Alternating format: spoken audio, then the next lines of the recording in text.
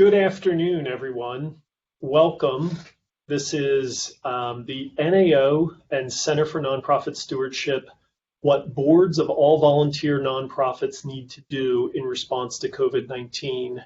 It's Wednesday, April 29th, and we're going to be doing this webinar from 2 until 3 o'clock.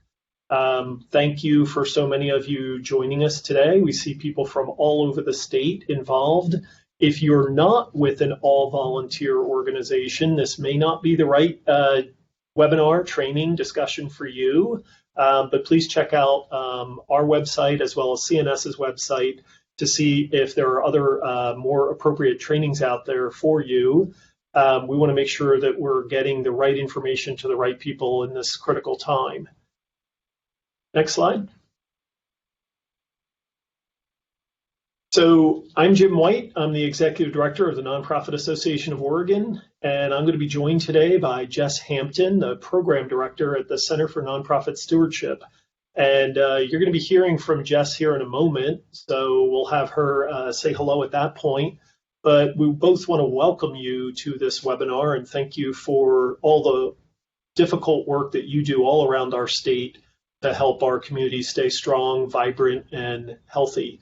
Now more than ever, we think that nonprofits are going to be crucial to both the continued flattening of the curve of this pandemic, as well as the important recovery that is going to be experienced now for probably many, many months ahead. As you all know, communities are being hit hard right now, and we need to do everything we can as nonprofits to support the people in our communities. Next slide.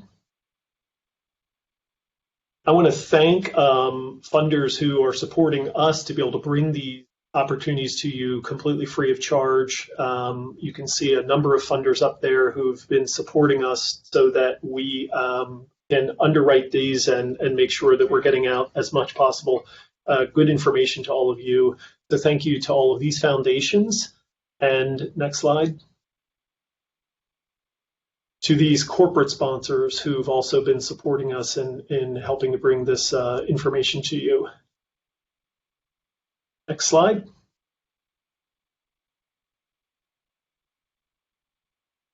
So our agenda today is we've done our introductions. We're going to be talking with you a little bit about what these boards of all volunteer nonprofits, what we think they need. A lot of this is going to be based in fundamentals, but there's some tweaking to that we want to raise to your attention and have you be thinking about.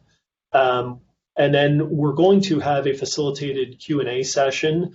I'll show you in a bit how to use the Q&A bar there on the side, but as you have questions, if you want to go ahead and just put those in there, you can put them in as we're speaking. We'll try to take some of the questions in the presentation, but mostly we're going to hold those to the end so that we can get through this and we can dive into your questions. If you see a question that's similar to yours, just give that a thumbs up rather than ask the same questions a slightly different way, because we do want to be able to try to get as many questions as we can. And in the end, then we'll wrap it up and we'll hopefully have some other resources that we can point you to keep your nonprofit healthy, safe, and working in this difficult time. Next slide. Oh, I actually jumped ahead of myself there. So you can see here where you can find that Q&A little button there. Just press on that and it'll open up a little chat box and you can put in there your questions that Jess and I will be working through as we get to them. Next slide. All right, so I want to just kind of set the context here. So the roles of all volunteer nonprofits are different than staffed nonprofits. And the fundamental difference is you are organizations that have both a governance responsibility and programming responsibilities. You're the people who are either yourselves directly working with community to deliver the programs of your nonprofit, or you're coordinating with other volunteers who may not be serving on a board role, in a governance role, but you're working with other volunteers in the community to do that programming. That's a very distinct difference, and it creates some additional requirements and some additional burden, if you will, on all volunteer organizations, because you're definitely doing double the work in many cases. You're doing the programming, and you're also making sure that the organization is sound and viable and doing the right things in accordance with the law. One of the things we want to make sure that we emphasize today is that crisis doesn't preclude requirements. The requirements of the law are the requirements of the law. So you're still going to have to do things in accordance with the rules, even though we are in a crisis situation. And we're going to get into some of the details on what we think those issues might be that you might be coming in contact with. The rights of directors, so the rights of the directors of the organization, which Jess is going to talk about, they're still a thing in a crisis, right? So a director who wants to hit the pause a little bit on a decision and really talk about it has a right to do that. And, everybody's voice needs to be heard in those conversations when you're making decisions, even though we all know right now people want to make decisions probably quickly. They want to get resources out and support to your communities as quickly as possible, but doing your due diligence internally is still going to be important. Embracing technology now more than ever is obviously going to be something that nonprofits need to do. There are plenty of different platforms out there that can help you to embrace technology. Some of them are free, some of them are pay for the platform, but we can guide you to, and I know there are folks out there who can help to work with your nonprofit if you're having trouble figuring out how to embrace technology, to use it as a means of guiding your organization and even holding your board meetings. Lastly, I just want to remind everybody, now is a time where we have to be kind to each other, be thoughtful in our deliberations on how our nonprofits are going to be run and the types of programs we're going to be able to deliver. And, again, crisis, cool heads actually do prevail in these kinds of situations. So being kind and thoughtful and really asking to understand in your conversations with each other is going to be critical now more than ever. Next slide.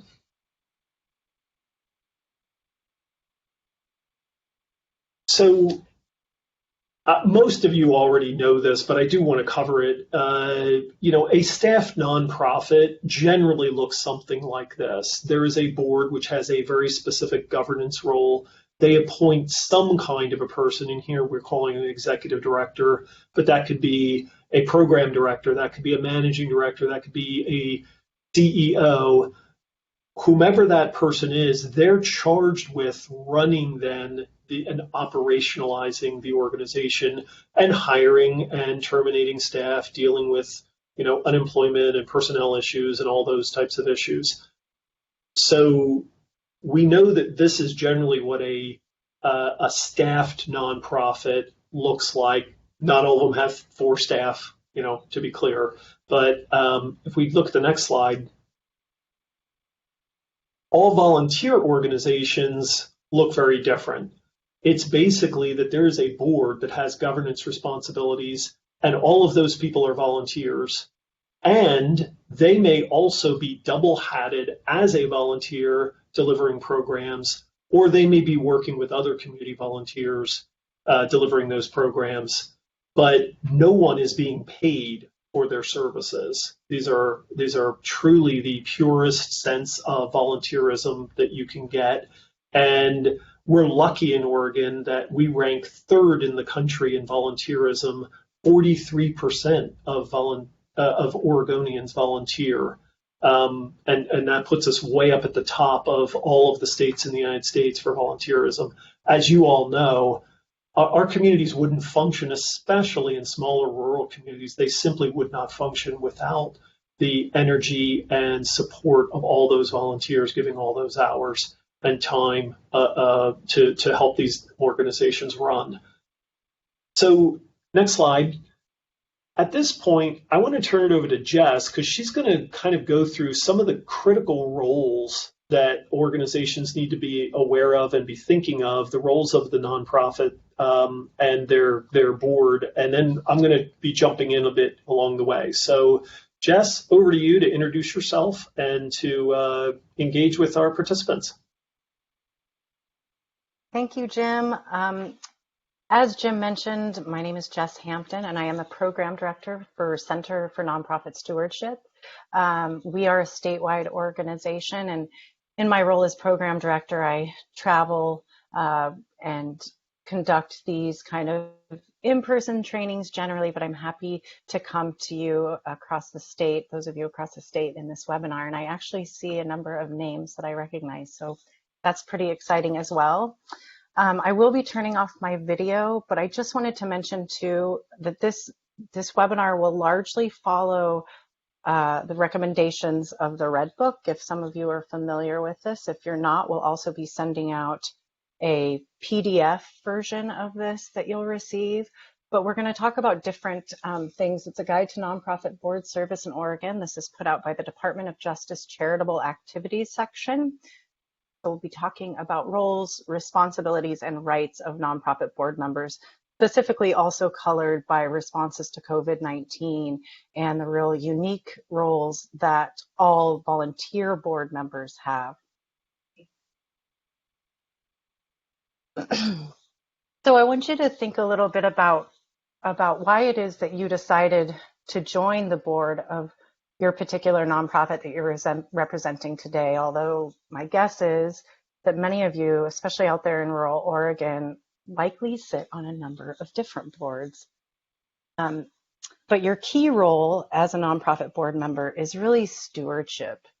So it might be that you were recruited for service based on the fact that you're well-connected or you're a great fundraiser or whatever reason it is, but the most important role that you play in that organization as a board member is stewarding the mission of the organization and having that strong mission alignment with your organization. And secondly, keeping resources and efforts focused on your mission. So a little trick that I give to folks that I work with, and I think it's especially important and crucial right now, is really remembering what it is that your mission is and how that guides what you do within your organization. So a little trick to do that is to make sure that you're posting your mission statement somewhere that's visible at every board meeting. And so for now, that likely will be that you're meeting online. So maybe when you send out your agenda ahead of your meeting, that you're posting that mission statement. And that does a couple of things. Number one, it helps you to remember what your mission statement is, and which helps your board members to then be able to communicate to folks outside of your organization what it is that you do. It helps to kind of create an elevator pitch, or in rural Oregon, we call them grocery line pitches because there aren't a whole lot of elevators. So it helps you to do that, number one. And then number two, if there are any maybe value conflicts in decisions that you might be making for the organization, you can point to that mission statement and say, okay, this decision, how will this affect our mission? And so sometimes it can remove value conflicts out of those really difficult conversations you might be having. Certainly now that might be coming up. So that's a little trick to make sure you're keeping your resources and efforts focused on the mission of your organization. And as Jim mentioned, with all volunteer boards, it's a little different because you're not only governing the organization, you're largely directing programming as well. So it's really important in your role as a nonprofit board member that you're considering your strategic direction and how you're managing your programs, which certainly is likely changing right now in different ways based on quarantine and COVID-19 response. Next slide, please. So this is actually part of ORS 65, which is the nonprofit Corporation Act, and it says that directors are required by law to discharge duties, one, in good faith, with the care an ordinarily prudent person in a like position would exercise under similar circumstances in a manner that the director reasonably believes to be in the best interests of the corporation. And why we talk about this here is also that it implies some legal rights that you do have here. In that third bullet, it says the director reasonably believes to be in the best interests of the corporation. So even for all volunteer boards, it's important to remember that you should be able to rely on any legal advice you're getting, say from attorneys, or if you do have an accountant, much of the time you might be smaller and you don't have an accountant, maybe you're doing an Excel spreadsheet, but you should be able to reasonably rely on the information that you're getting from those sources. Next. So talking about your individual legal duties, because as a nonprofit board member, you are an individual. When you step into that boardroom, you then become a collective governing body. But these 3 Ds, or duties of trust, that are lined out by the Oregon Department of Justice are kind of guide your individual legal responsibilities. So that first one is your duty of care in performing your responsibilities. And it kind of extends from, or 65, the previous slide, when it talks about that you should be reasonably be able to, or reasonably believe information that you're receiving. However, in this duty of care, it's also assumed that you're asking questions and that you're reasonably inquiring about information you're receiving. So a lot of times that can come up around financials specifically, that you might see that something maybe doesn't quite look right on financials you're receiving. And it's up to you as a board member to ask those questions. And I will tell you, by and large, if you have a question about something, it's likely someone else does too. And it's actually your obligation to raise those issues. And more times than not, there will be a great explanation, but it's up to you to raise the questions. Also in this duty of care is your responsibility to actively participate.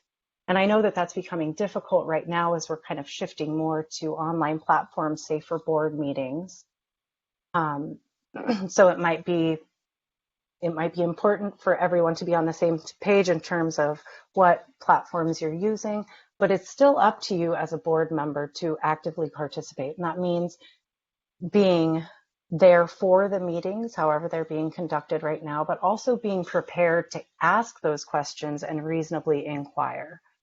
So hopefully you're getting a board packet with previous meeting minutes, an agenda, financials, whatever it is that's relevant to your organization that you as a board member are then able to look over ahead of your board meeting to then come prepared and ready to ask questions and get the information that you need to exercise your responsibilities as a board director.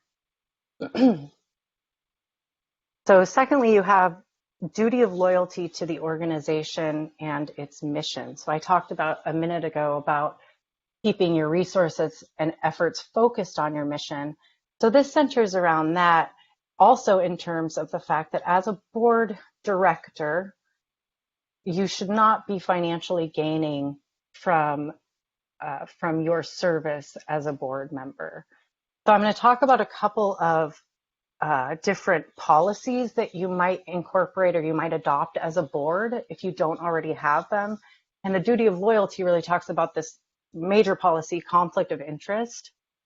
And we'll be also following up with these 3 policy templates when you get a follow-up email.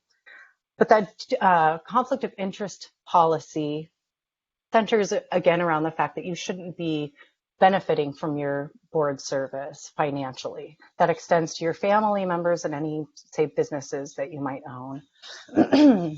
Excuse me, I'm dealing a little bit with allergies too. So, but in that conflict of interest, we see it come up a lot, especially in smaller towns where you might have the opportunity, for instance, for an event you may be having, and I had this happen once where a board I was working with, a woman who was a director, had a brother in town who was a caterer, and he wanted to supply catering for their event at a really great deal.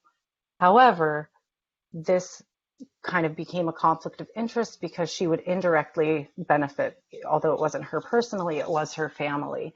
So luckily they had a conflict of interest policy that they had adopted as a board, and that lined out the process for what they would do if something like this should arise, because although you don't want to be put in that position, sometimes things like this will happen.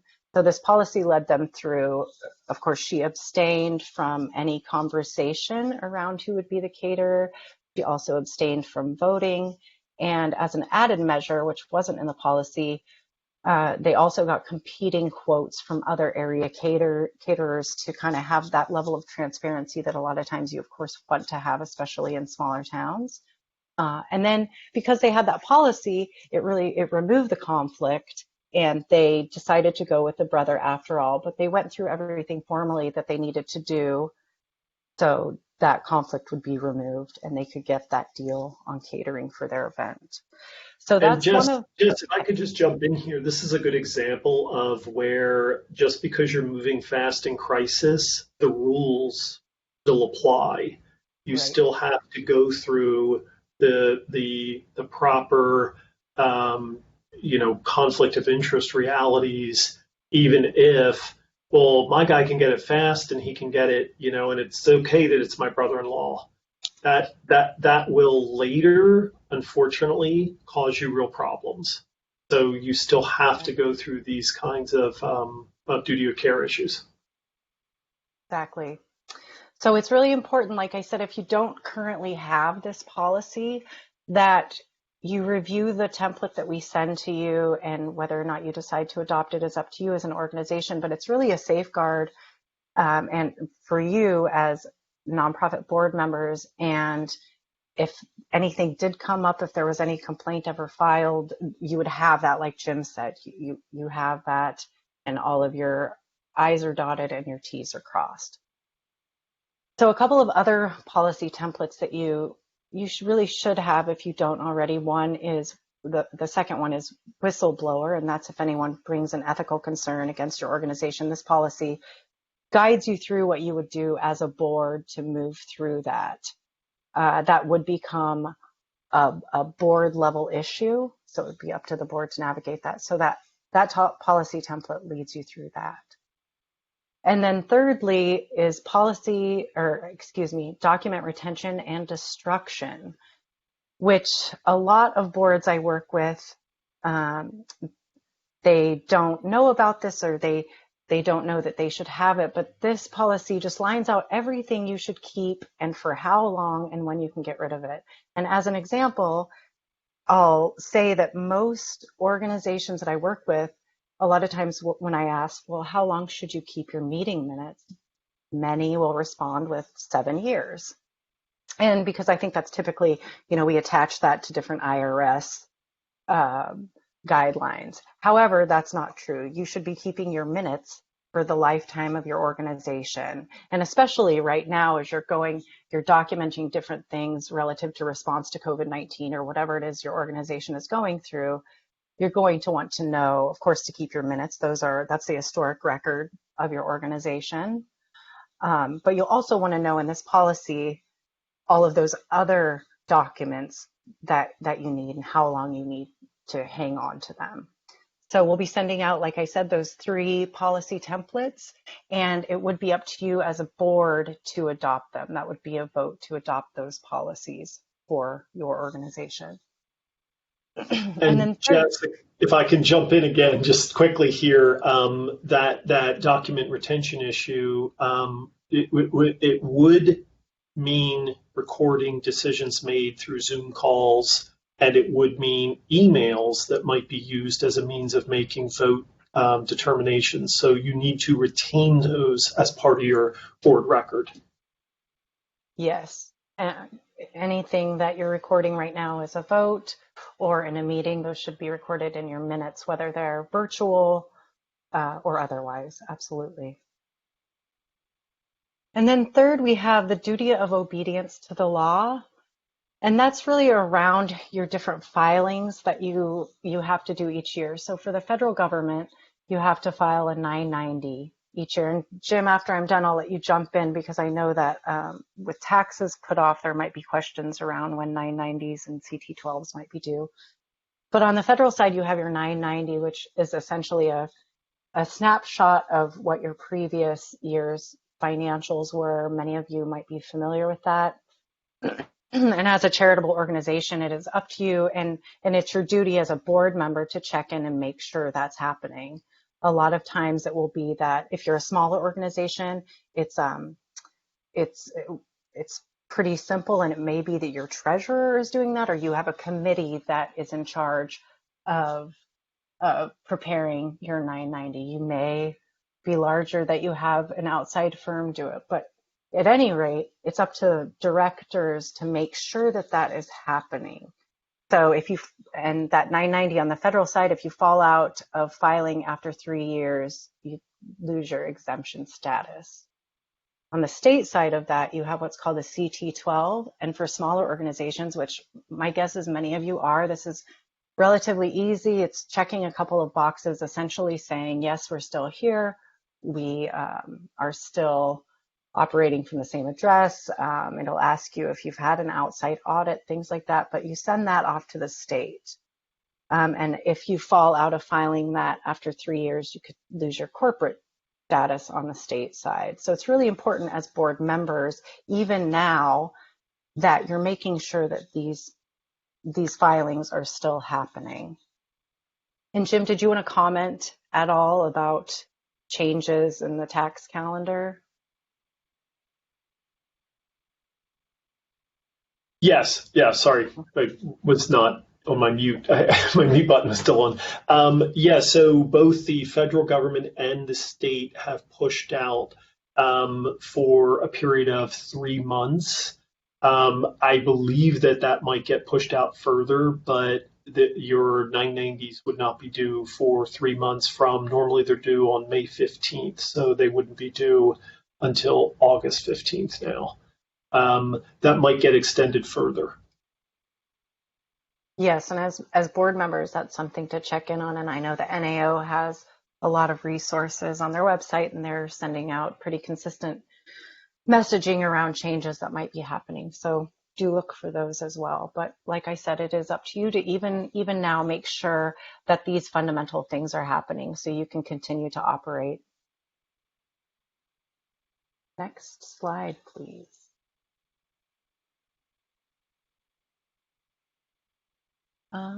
Okay. So we talked about your individual duties as board members. And as I mentioned before, when you step into that boardroom, you become a collective governing body. And there are responsibilities that you have to the organization to keep it running smoothly and for governance to happen effectively. So we'll go over a list of those, starting with approving budget and expenditures. So many small nonprofits that I work with, some of them won't even have a budgeting process, which we will always encourage any organization, no matter how small, to start with a budgeting process, whether that is even just an Excel spreadsheet. But you want to have a forecast of what's going to, or what you think is going to happen in the coming year. And of course, budgets can move and kind of be living and change.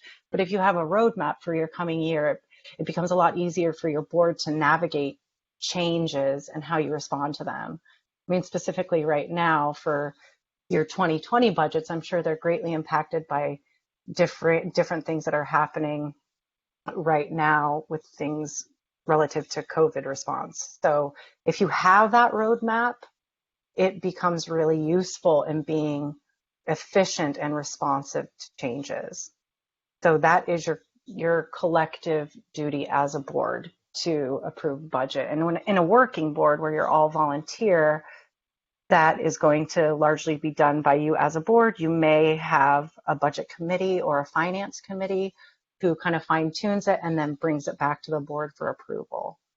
But you should be doing that as a board. Also, it is your duty to set policies. So those 3 policy templates that I'll be sending you that I mentioned, that would be up to you as a board to discuss them and say, yes, we want to adopt these. We'll vote on it, and you're setting those policies. There may be others that you have needed to adopt right now as business is kind of changing, or your response or the work you're doing in your communities is changing based on what we're going through now. But it's up to your board to set those policies. Also checking in on your mission and monitoring it for accomplishment. So we might see right now that your mission may be changing a bit, or your response is changing how you do business. So you want to check in. If you're taking on new services and programs, you want to take a real good look at that. And if it's outside, if you're drifting away from your mission at all, you want to have a real clear discussion about that and make sure that if it's not within your mission, you figure that out and make sure you're monitoring that. Also ensuring legal compliance. So we talked about 990s and CT12s, making sure that those are filed. Also, it's always the board of directors, it's within your legal right to always ask for outside legal counsel as well. Counsel would work at the pleasure of the board. So that is up to you. You can do that. For boards who might have less money, that might seem like a luxury, but that is your duty to make sure you're complying legally. Even now, like Jim said, it's really important that things are getting done according to the rules, because we still need to follow all of those legal requirements. So for working boards, setting strategy and program delivery, that you're also, like we said, governing on one side as a board. And then in many ways, you're out there strategizing and delivering programs. So that's up to you to make sure that's continuing or amending it how you need to right now. But having those conversations as a board, it shouldn't be maybe a board is hijacked because you want to immediately respond to this thing over here, but that might be outside of your mission. So that's up to you to make sure as a full collective board that together you're continuing to set strategy and how that relates to your program delivery if you do have programming. Ensuring effective organizational planning in the crisis. So that will be different for each organization. But I would say, and Jim, you might want to jump in too, that right now it might be worth it to sit with your board and just ask, okay, things may have changed drastically for us. How are we, if you had a strategic plan for the coming year or 2 years, how is that affected and changed by this? And even I would say taking a board meeting, or at least a portion of a board meeting even, to just really go over a kind of mini strategic planning session of, we know that all of these things have changed and are impacting us. Now, how do we see, based on what we do know, how we can respond to that and plan differently in this crisis? Did you want to add to that at all, Jim? Nope, I think you covered it. Yep, exactly. And then fundraising. So I don't know if this is true for some of you, but I've been sitting on a number of fundraising webinars because we all know that our funding strategies will likely have greatly changed. Many of our smaller nonprofits out there in rural Oregon rely on things like events or auctions and things like that for fundraising. So I'll talk a little more about different strategies later, but really we want to remember that as board members, it is still your responsibility that your organization is financially healthy, right? Which that becomes different in the crisis right now. But the expectation is still there that board members are interacting with fundraising in some way. So a lot of times in normal times, we don't expect every board member is going out there and the person who is asking for the money. but you are interacting in some way with fundraising, whether that is calling donors and saying thank you, or writing thank you notes, or connecting the person who is the asker with folks you might know who want to give, things like that. So I know that may have likely changed for you in your organizations, but something that I saw in a webinar the other day that I thought was really important is checking in with your donors. Say if you do have a major donor pool, checking in with them and seeing how they're doing, making sure that you're still having those connections with donors and stewarding them. This may not be a time that many people can give, but you still want to be stewarding folks, and that I think could be really powerful for all volunteer boards of organizations. And that simply checking in and saying, the conversation starts with, how are you doing? How is everything going? I think that can be true for funders out there in terms of foundations as well. Checking in with your funders and seeing how everything's going, and where you stand as a fundee, or whatever that looks like for you. Next. Okay. So financial controls have also greatly changed, we know, as we're all working remotely, and many of us are having board meetings remotely. Maybe all of us are having board meetings remotely. Oh, back one. There we go. So Jim and I were kind of talking about different, some of us, we may know the certain financial controls that we typically have in place, whether that's you have 2 signers for checks, different people opening the mail, then who deposit the checks or process the checks, whatever that might be for you, that may likely have changed.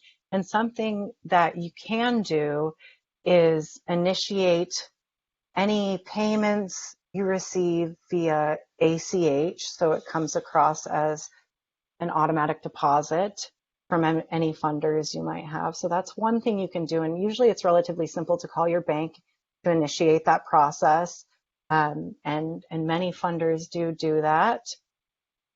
And then virtual sign-offs and approvals. So it'll become critically important too if your financial controls have changed, if you do have an office and people aren't able to go there to pick up mail or whatever it is,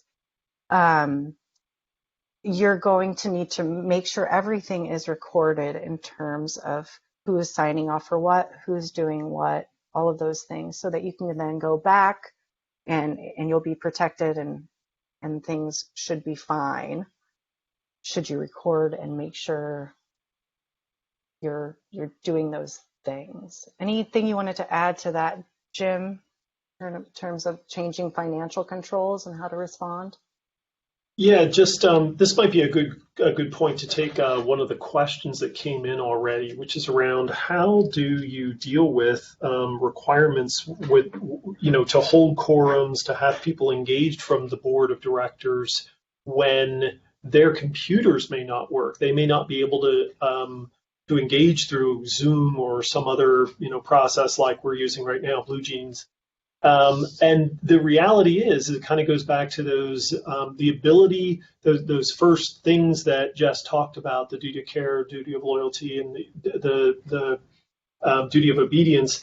If a director cannot actually engage in the work of the organization from a governance perspective, you've got to figure out a way that they can. And that might mean that people have, that the board meeting has to be held by phone call, and the documentation has to be sent in front of the meeting so that all members can participate. Because issues like notice and issues like participation are really important, and that is where you don't want to create inequities on your board by having some who may be able, because of rural internet connections or simply, their economic status, can afford to have a computer and afford to be able to connect through Zoom, and others can't. We're living now in a time where a lot of people have been, have lost jobs, and so they may be cutting themselves off from some of the means by which you would be able to engage with them, including virtually. So this is important that you're thinking about financial controls and protections that allow for sign-offs and approvals that don't have what's called a single point of failure. I think that's one of the problems that we're experiencing right now in this crisis is a lot of the way that we work with each other in America and in Oregon and all of our different communities had points of failure because there was no redundancy on how would you do it a different way if you had to. And so you're going to have to think through and then just record, hey, for this period of time, due to this emergency, we're doing this with our financial controls and protections so that you have it recorded and everyone knows that's what you're doing, even if it does mean at this time only one person is signing the check. Because later, if you had to audit it, or if you're internally checking your math at the time when you can all come together, you want to be clear that the person who had control of funds, doesn't get caught, when the music goes off and they don't have a chair because nobody knew that they were signing the checks by themselves now. So just recording those is going to be really important. Yeah. Also connecting with your community, donors, members, and volunteers. I think that's especially critical right now. And as Jim mentioned at the top of the hour, really embracing technology. Right now, a lot of the way that you're going to be connecting with these folks likely is going to be virtually or online.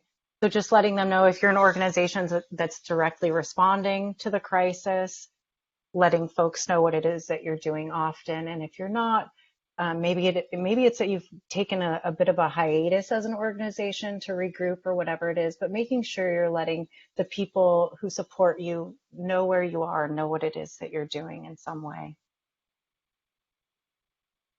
And establishing emergency policies. So those policies could be, as Jim was mentioning, changes in financial controls. Maybe those are temporary, maybe they're not. But you as board members are making sure that you're establishing policies that are responsive to what you're currently going through, and making sure, in a couple months, they might not be right for you. These, just for an example, different financial controls. So you revisit those and make sure that they're current. One example, Jess, if I could jump in here, one example of that is at NAO, we're a staffed organization, so we're not like the participants here, but I did not have authority from my board to take out loans. We wanted to participate in the Paycheck Protection Program, which I think the vast majority of the nonprofits involved here would not be eligible for because it's about staff and employment and paychecks. Some of you may be eligible for the EIDL program, and there's information on that on our website. But through that, I had to get clarity with my board that they were going to allow me to sign on to that PPP lending so that I was not caught moving outside of my authority. So that was an emergency policy that had to be passed very quickly by my board so that we could engage in a project to receive some of this federal stimulus money to be able to keep our folks employed. By doing that's just an example of the kinds of policies you may be thinking about for your organization. There might be county-specific things that your board has to approve if you're going to take a grant or something from a government entity. You want to make sure that those types of those types of issues are covered and recorded, that you're actually establishing them as this was a decision we made, this is why we're doing it, and then monitor the application of that. My board gave me the authority to take a loan for this PPP. It doesn't mean I can take a loan to buy a sailboat. It was very closely and carefully worded what my authority was there. I also just want to quickly say that two of the participants just reminded me on conference services for most of those Zoom and GoToMeeting, they do accommodate phones if you have a smartphone. Most of those allow some kind of a mobile phone app so that people who don't actually have a computer that's working could use that as well. So go ahead, Jess. Yeah, and many of those too, I know for things like WebEx and Zoom, even if you don't have a smartphone, there's usually a phone number that if people can't video conference in via their phone, they can call in to a toll-free phone number that will connect them, connect with their audio. So that could be useful as well. And so that kind of comes to the third or the point 11, board development, checking in with your board, seeing what they need. So we might be seeing that it's a combination of call in and video or whatever it is, but making sure that people are accommodated in different ways, as Jim mentioned earlier, is really important as well. And sometimes I will say for this, sometimes it may be too that some of you all are saying that based on changes in employment or having our children home all the time, whatever that is, it might be too that checking in with board members is that they may need to step down. I mean, we may see that come up as well, but checking in with them and making sure everyone's on the same page is going to be really okay. Next slide.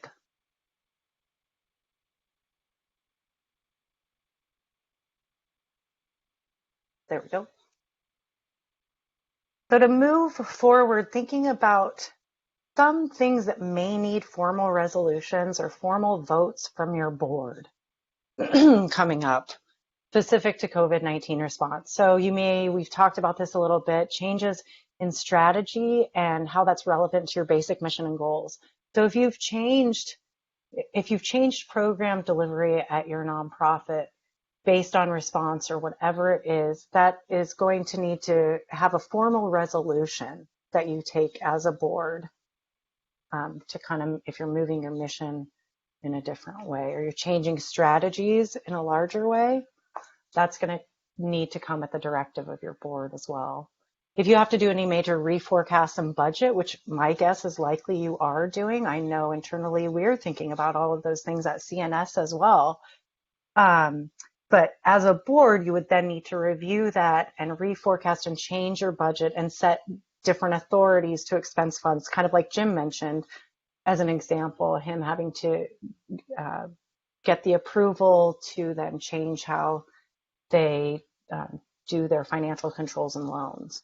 So that will need a formal board resolution. Any emergency policies or any policies you enact otherwise will need a formal board resolution. And this is true all of the time if you're authorizing any significant activities or events. And so typically what this is as a board, say you have the budget for this year and it doesn't have a certain event that you think could generate money now. It wasn't previously in that budget. As a board, you would need to review that and say, okay, we're going to put out this money to do this event. It would be up to you as a board to then authorize that if it's out of the budget that you had already adopted previously.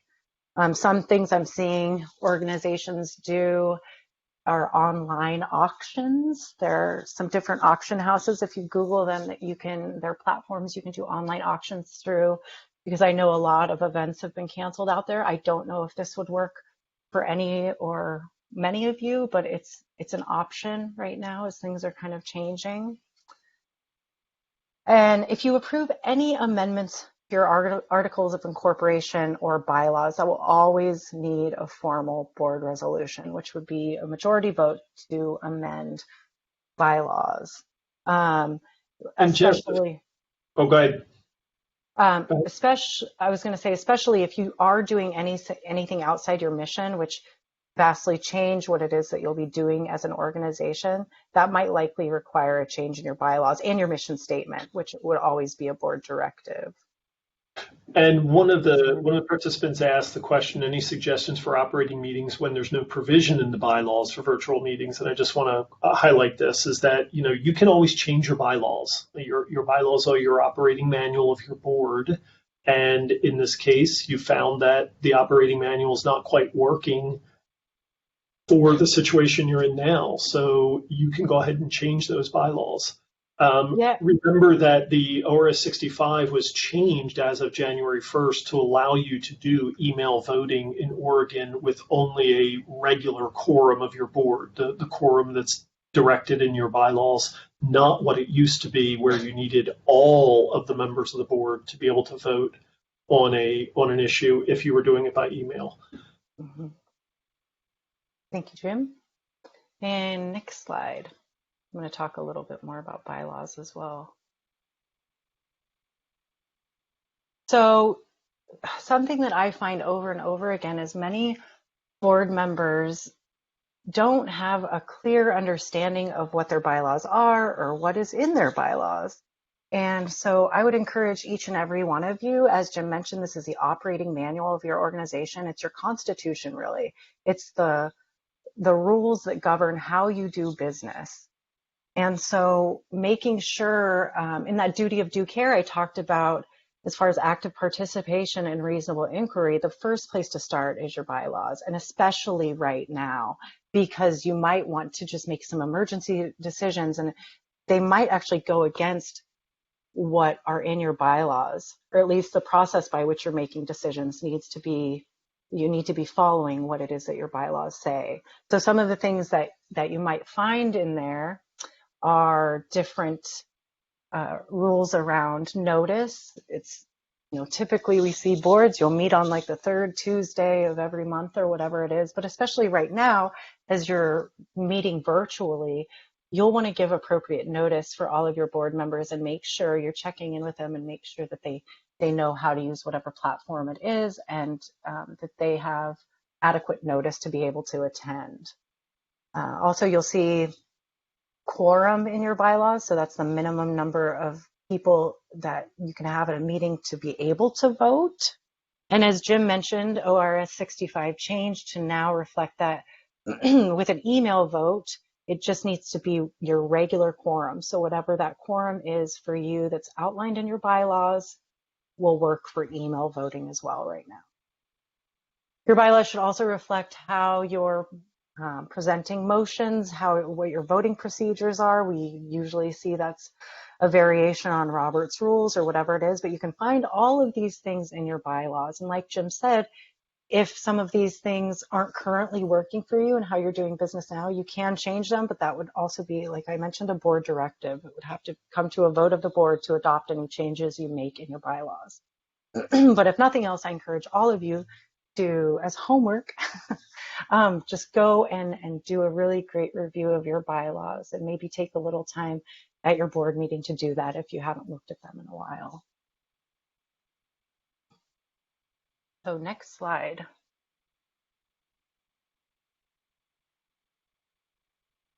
You also have a number of rights, and these haven't changed in this weird time we're all going through. You have a number of rights as board members.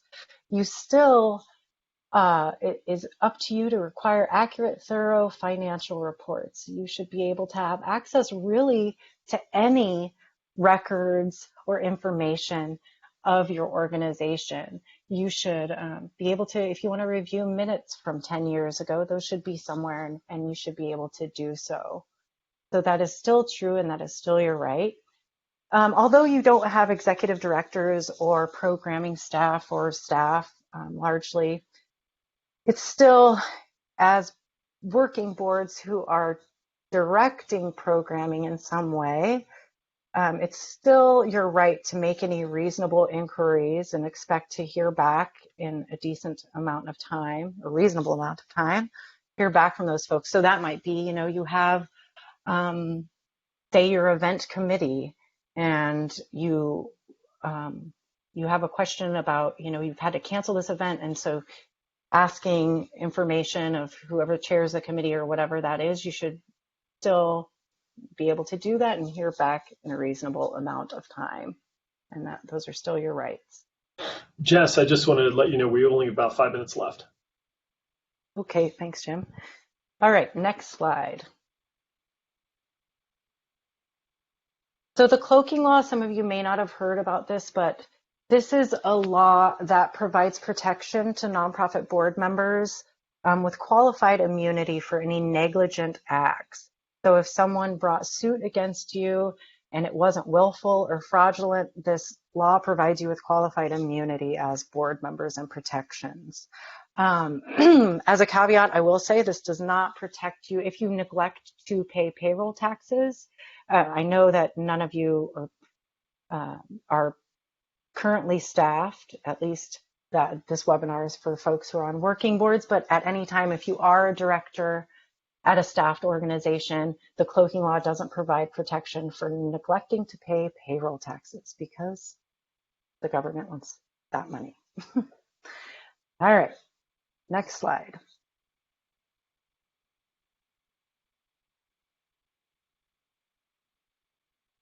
Next slide. There we go. D&O is directors and officers insurance. This is sold through private insurance companies, and many of you may be familiar with this. Hopefully many of you carry this for your organizations. And it's a private policy that you would buy, and it provides protection if someone or an organization or whatever brought suit against you. It would pay out legal fees as well as any settlement costs.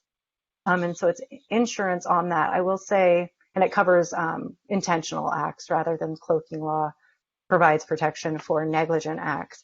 And D&O insurance, and a lot of times, most of the suits brought are around employment. But that being said, I know for myself, whenever I've served as a member of a nonprofit board, that's always one of the first questions I ask is, do you have D&O insurance? Because it's just a safeguard and peace of mind that should any suit be brought, that you have that protection as an organization. So if it's not something that you're familiar with, you can call your local insurance agency or maybe the insurance agency that might provide you with like liability insurance or something like that, and they'll be able to quote you D&O insurance. Next slide. So I want to just touch on board notebooks because I think that they're a really crucial tool that nonprofits could use, and many I work with don't even think about it or know it. And essentially it's a 3-ring binder, and I know right now this might make more sense to provide a kind of virtual board notebook, but I think it's important to have these, and especially as you're onboarding any new board members, to be able to provide a notebook that gives them all of the background information that they might need around your organization. So some of the things it should include are like minutes and financials, and for a new board member that might look like 3 months previous of minutes and financials. Any important papers, certainly like your bylaws and any policies that you have. If you have a strategic plan, include that. Any action plans and committees, an organizational programming chart if you have one. So, and then sitting down with any new board member you might have, going through this, answering questions they might have, really orienting them towards your organization, so that when they can't come in, they have a great understanding of what's in your bylaws and how you govern. That can be really powerful in making sure folks are getting up and running and everyone's on the same page, and they come into a board meeting ready to ask the questions that need to be asked, and they have a real clear understanding of what your mission is, what it is that you do, and how you're organized as a governing body. So that's just a little tip you might use for further work. Next slide. And I know we don't have much time. Jim, do you? Yeah, here's what I would suggest, Jess. Thank you for that. That was great. It was a great reminder, and it also I think it sort of focused on what boards need to be thinking about. All volunteer boards need to be thinking about in this COVID crisis. A number of questions came in, and they were similar around what if our board has members and we're trying to make changes, or we're trying to make particularly changes to bylaws. I did want to say this. I can't go through every one of the answers individually right now, but any organization has a membership requirement or is involved in some way in membership. Definitely there are rules and regulations around how you have to get the membership to agree to that beyond what it says in your bylaws. So it's still in the ORS in that case. So here's what we're going to do. We are going to send out after this an evaluation. Thank you for all of your time.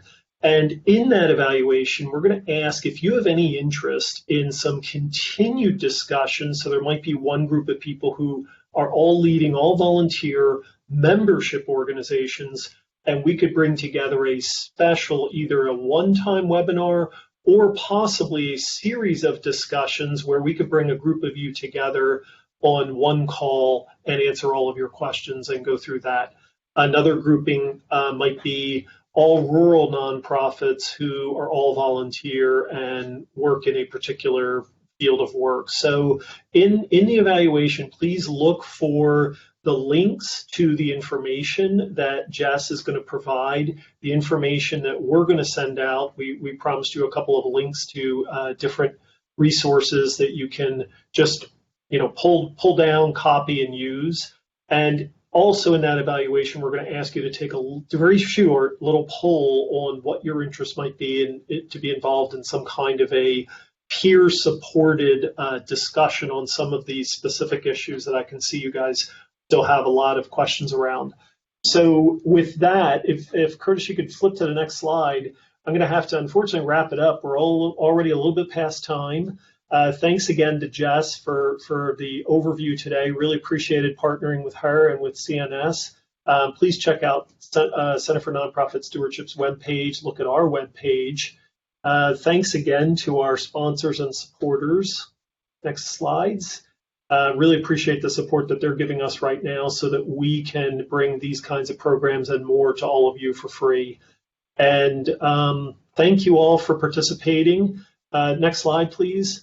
If you want, please check out you can check out right away, sign up for our e-news, check out our COVID resources page. And when we send out the evaluation, we're going to send you some additional resources that you can apply right away with your all-volunteer nonprofit.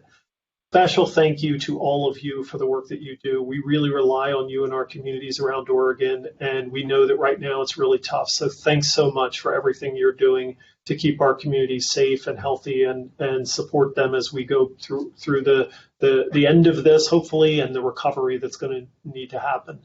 So appreciate you all, and keep doing your great work. Thank you, everyone. I look forward to continuing the conversation. Thanks, Jim. Bye.